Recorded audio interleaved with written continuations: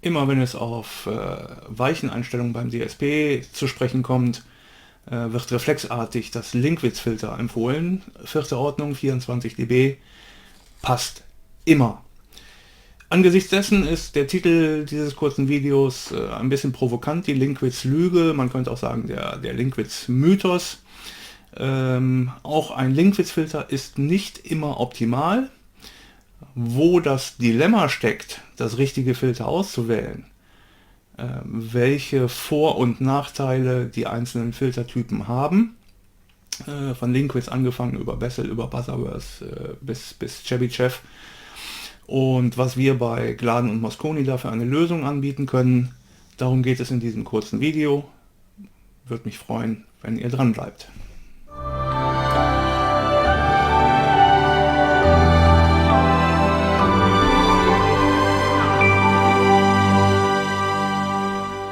So, betrachten wir erstmal, warum ist das Linkwitz-Filter überhaupt so beliebt, warum wird es so gerne eingesetzt. Generell ist es ja mal kein Fehler, einen Linkwitz-Filter einzusetzen. Es hat ja auch durch seine Eigenschaften ganz klare Vorteile. Ein Vorteil sieht man sofort im Frequenzgang. Ich habe hier eingestellt Trennfrequenz 1000 Hertz, Linkwitz 24 dB. Dann ist eine Eigenschaft des Linkwitz-Filters, dass die Trennfrequenz definiert ist bei minus 6 dB. So, ein Hochpass, ein Tiefpass kombiniert, minus 6 dB, ergibt 0 dB, das heißt die Summe im Frequenzgang beider Signalpfade ergibt wieder eine gerade Linie. Unbeschreiblich, unbestreitbar Vorteil Linkwitz. Der zweite Grund, warum ein Linkwitz-Filter gerne eingesetzt wird, ist der Phasengang. Wenn ich mir den dazu angucke, dann sehe ich, dass beide Filterzweige genau bei Trennfrequenz einen Phasenversatz von 180 Grad haben, Plus und Minus, Hochpass und Tiefpass. Das zeigt mir auch mein FAK-Kalkulator an.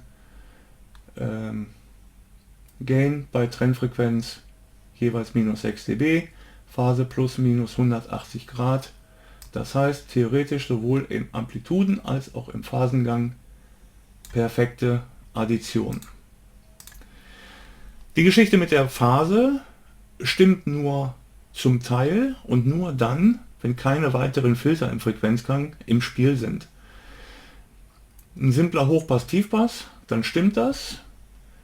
Kommen weitere Filter dazu, ich setze jetzt hier nochmal einen Tiefpass, ich mache den Hochtöner zum Mitteltöner und ich setze nochmal einen Hochpass für den Subwoofer, für meinen Tief-Mitteltöner. Dann bleibt meine Trennfrequenz vom Amplitudenfrequenzgang erstmal gleich. Da ändert sich nichts dran. Gucke ich mir aber jetzt die Phase an, dann sehe ich, dass die doch deutlich differiert. Nicht mehr bei Trennfrequenz die perfekten plus minus 180 Grad. Auch das zeigt mein Phasenkalkulator mir an. Jetzt sind wir bei 148 Grad und minus 160 Grad. Also schon gute 50-60 Grad Phasendifferenz. So, also dieser vermeintliche Vorteil stimmt nur in der Theorie. Und das Dilemma bei so ziemlich allen DSPs auf dem Markt ist, dass die Filter nicht sofort vergleichbar sind. Gucke ich mir einen Bessel-Filter zum Beispiel an, zum Vergleich, dann ist dieses Bessel-Filter zunächst mal vom Verlauf sehr ähnlich. Allerdings ist die Trennfrequenz definiert als minus 3 dB. So, minus 3 dB, Hochpass, Tiefpass, heißt bei Trennfrequenz addiert sich beides zu einer Überhöhung von 3 dB. Der Summenfrequenzgang ist also nicht linear, sondern ähnlich einem Equalizer, der auf plus 3 dB eingestellt ist, ergibt sich in der Summe beider Chassis eine Überhöhung. Das kann von Vorteil sein, kann von Nachteil sein, ist manchmal im Auto, weil nicht auf Achse gehört wird und der Lautsprecher vielleicht schon mal ein bisschen im Amplitudenfrequenzgang sinkt, kann das von Vorteil sein. Es macht allerdings die Filter untereinander nicht vergleichbar, weil in dem Moment, wo ich mal schnell umschalte, die Filtertypen, um mir die einzelnen Charakteristika anzuhören, ändere ich automatisch immer die Addition mit, die Überhöhung, das wird nochmal ganz deutlich, wenn ich das Ganze auf einen Chebyshev schalte. Chebby ist definiert, Trennfrequenz ist der 0 dB Durchgangspunkt. Das heißt, hier habe ich insgesamt beide Chassis eine 6 dB Überhöhung. Das ist natürlich viel, viel deutlicher hörbar, dieser Fehler im Frequenzgang, der entsteht, als die Charakteristik des Filters selber. So, ganz schlimm wird die ganze Geschichte, wenn ich verschiedene Filter mische. Wenn ich jetzt zum Beispiel einen Bessel, ich nehme mal den Bessel als Hochpass und den Linkwitz als Tiefpass. Bessel als Hochpass deswegen, weil er im Hochtonbereich deutliche Vorteile hat. Im Übertragungsverhalten kommen wir später zu. Nur, jetzt habe ich gemischt Filter. Der eine ist definiert bei minus 6 dB. Ist auch alles korrekt. Der andere ist definiert Trennfrequenz minus 3 dB. So, in der Summe ergibt sich aber eine effektive Trennfrequenz von 880, 870, 880 Hertz, minus 4,5 dB, das heißt, ich habe einen leichten Buckel und meine Trennfrequenz ist auch verrutscht.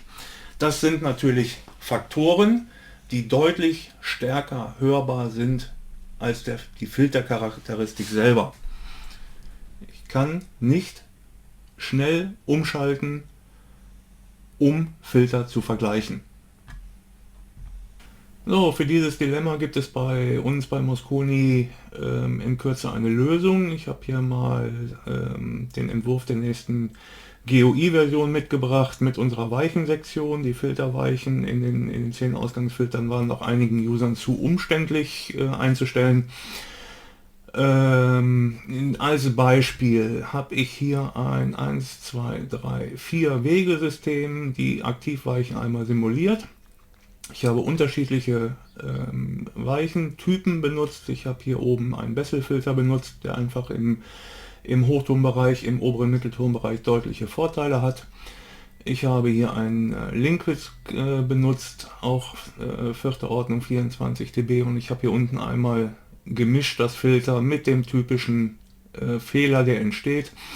Eingestellt ist eine Trennfrequenz von 100 Hertz. Ich habe den Chebyshev mit dem Buzzerverse gemischt. Daraus eine Verschiebung der Trennfrequenz auf 90 Hertz und eine Überhöhung. Ich habe hier einen linearen Frequenzverlauf und ich habe obenrum eine Überhöhung. Das ist erstmal das Verhalten, wie es jeder andere DSP auf dem Markt macht. Das sind die Filter, so wie sie von den Mathematikern, die sich das ausgedacht haben, definiert wurden. Die Lösung des Dilemmas ist es, wir normalisieren alle Filtercharakteristika auf einen vordefinierten Punkt.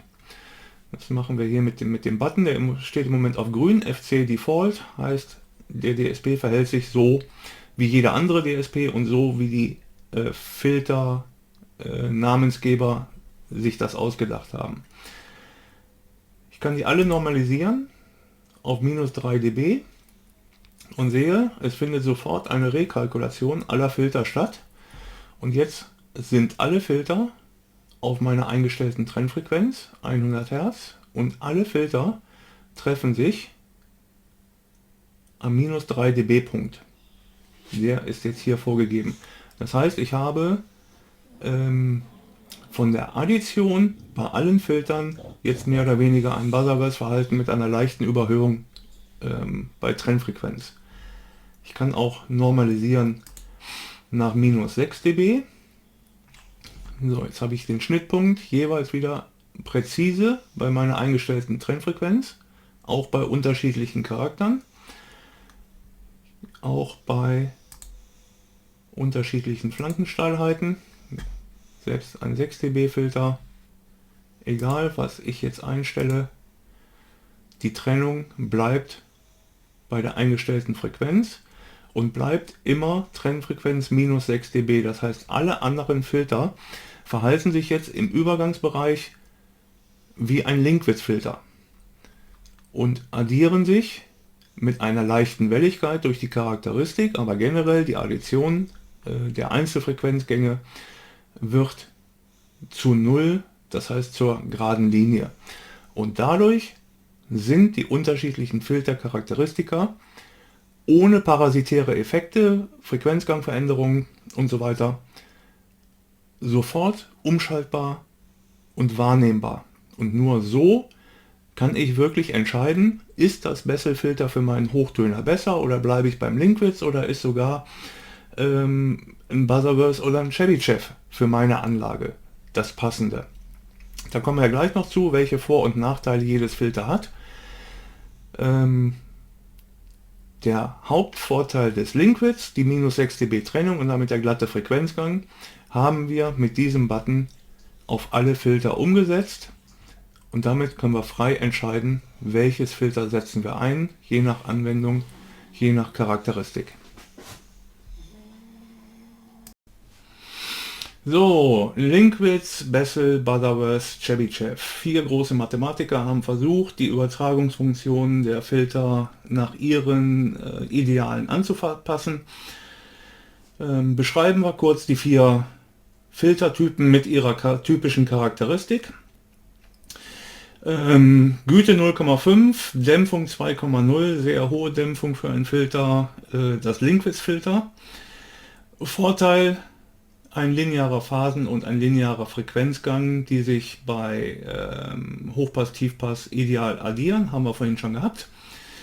Nachteilig ist die hohe Dämpfung, die wirkt sich negativ auf Impuls- und Übertragungsverhalten aus. Sprich, das Filter hat Schwierigkeiten, schnellen Impulsen zu folgen. Es wehrt sich dagegen einzuschwingen, kann man so übersetzt, kann man das formulieren. Es hat eine relativ hohe Gruppenlaufzeit, die auch immer höher wird, je höher die Ordnung ist. Und ein relativ gravierender Nachteil ist, oder 2 gravierende Nachteile. Zum einen, wir haben hier eingestellt 1000 Hertz Trennfrequenz. Man sieht, dass der Frequenzgang im Durchlassbereich noch sehr, sehr weit beeinflusst wird durch den flachen Abfall. Und auch im Sperrbereich ein relativ flacher Abfall ist. Das heißt, die Energie am Lautsprecher im Sperrbereich sinkt entsprechend wenig. Ich muss, um die gleiche Lautsprecherbelastbarkeit zu erreichen, Filter mit höherer Güte einsetzen, was sich wieder auf die Gruppenlaufzeit negativ auswirkt. Als nächstes wäre das Bessel-Filter. Die Güte ist etwas höher, 0,577, entsprechend die Dämpfung etwas geringer. Vom Frequenzverlauf mehr oder weniger sehr ähnlich dem Linkwitz-Filter, auch eher flach abfallend. Auch der beeinflusste Bereich im Durchlassbereich geht noch relativ weit. Dieses Filter ist optimiert für bestes Übertragungsverhalten. Das heißt, die beste Impulswiedergabe und das beste Ausschwingverhalten finden wir beim Bessel-Filter. Das ist also gut konstruiert, sogar in der Lage, ein Rechteck wiederzugeben. Und das, was reingeht, sieht genauso aus wie das, was rauskommt. Also perfektes Übertragungsverhalten, bestes Impulsverhalten. Das Bessel-Filter. Wir haben einen linearen Phasengang, wir haben eine konstante Gruppenlaufzeit und das beste Übertragungsverhalten. Deswegen ist dieses Filter in der Studiotechnik und bei Profis auch sehr, sehr beliebt. Das Buzzerverse-Filter läuft im Durchlassbereich länger linear, knickt dann relativ definiert ab und läuft im Sperrbereich linear weiter der Kennlinie. Es ist optimiert auf ideales Filterverhalten, berechenbares Filterverhalten. Vorteile sind halt sehr linear im Durchlassbereich. Es hat einen etwas nicht linearen Phasengang, der gerade im unteren Bereich 12, 18, 24 dB bis Filter 4. Ordnung aber durchaus absolut okay ist. Und es hat eine frequenzabhängige Gruppenlaufzeit, das heißt die Gruppenlaufzeit ändert sich nach der Filterfrequenz.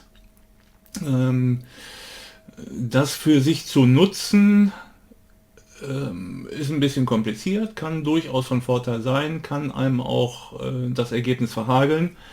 Ist auf jeden Fall ein Test wert. Ich selber verwende Butterworth Filter sehr gerne, weil sie gelten, und das kann ich auch bestätigen, als gelungener Kompromiss aller positiven Eigenschaften, ohne die negativen Eigenschaften überwiegen zu lassen. Schwierig ausgedrückt, aber Butterworth hat zu Recht einen Platz in jedem DSP und ist gerade im Bereich Trennung Mitteltöner zum Tiefmitteltöner, irgendwo im Bereich 300, 500 Hertz in Dreiwegesystemen, oft dem Linkwitz-Filter deutlich im Vorteil, allein durch den definierteren Abfall im Sperrbereich. So, Chebyshev Filter, Güte 1, im Prinzip etwas unterdämpft. Dadurch kommt dieser Überschwinger unterhalb bzw. oberhalb der Trennfrequenz zustande. Es hat diesen Überschwinger im Durchlassbereich. Diesen Überschwinger finden wir auch in der Sprungantwort. Das liegt daran, dass es unterdämpft ist. Das heißt, es schwingt sehr, sehr lange aus. Es schwingt schnell ein, aber langsam aus. Ist unterhalb der Trennfrequenz beziehungsweise im Sperrbereich ab der Trennfrequenz fällt es von allen Filtern am steilsten ab. Ich kann also relativ viel Energie im Sperrbereich rausnehmen, da wo ich es möchte, und kann auf der anderen Seite im Durchlassbereich kurz vor der Trennfrequenz nochmal ein bisschen Energie dazugeben, die sich akustisch nochmal deutlich mehr bemerkbar macht durch die unsaubere, die lange Sprungantwort. Und hier wird der richtig eingesetzt, wird der Nachteil zum Vorteil. Gerade im Bassbereich, wenn man den Chebyshev einsetzt als Subsonic-Filter im Bereich 20, 25, 30 Hertz, vielleicht sogar ein bisschen steil, flankiger als 24 dB. Ich kann das ja hier mal einstellen. 24 dB. Ja, dann nehmen wir aber auch den Hochpass. So, 24 dB Filter als Subsonic Filter. Dann habe ich also knapp oberhalb der Resonanz, da wo die Membranauslenkung am geringsten ist, habe ich die meiste Energie. Unterhalb fällt es sehr steil ab, und durch die Überschwinger gebe ich noch mal ein bisschen zusätzlich Energie. Das macht den Woofer jetzt auch einen Tacken unsauberer, rein messtechnisch. Gehört kann das dazu führen, dass er einfach fülliger und ein bisschen wärmer, nicht mehr ganz so nüchtern kalt klingt. Auf jeden Fall, wie gesagt, gerade im Bassbereich ein Versuch wert, den als Subsonic-Filter, den Chebyshev zu wählen. Macht sehr häufig einen schlanken Fuß und nochmal eine kleine extra Portion Punch hinten raus. So, hier nochmal alle 4 Filter gemeinsam dargestellt in einem Frequenzgang. Da sieht man auch sehr schön die Unterschiede.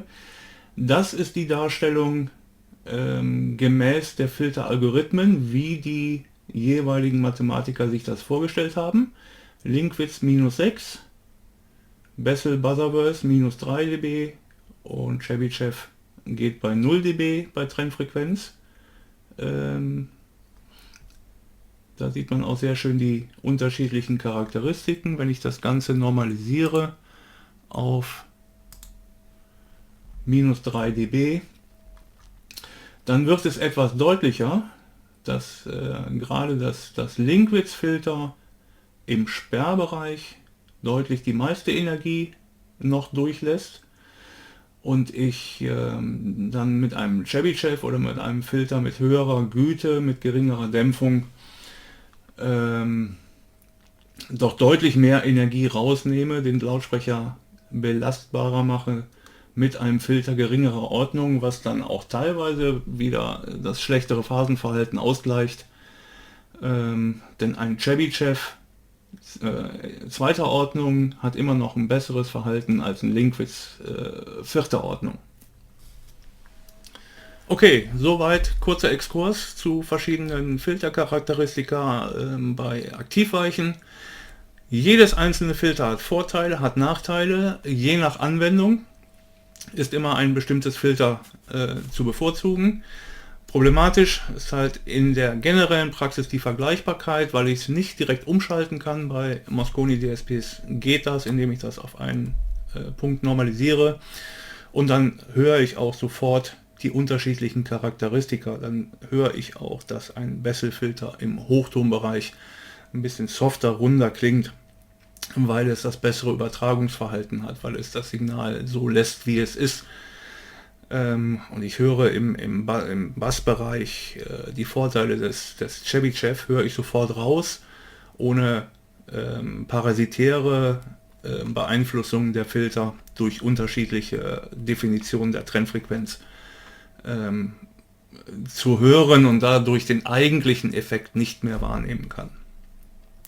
Okay, ich hoffe, es hat euch ein bisschen gefallen heute, ein bisschen was mitgenommen. Probiert es aus in der Praxis. Es ist erstaunlich, wie groß die Unterschiede der Charakteristika sind. Viel Spaß beim Testen.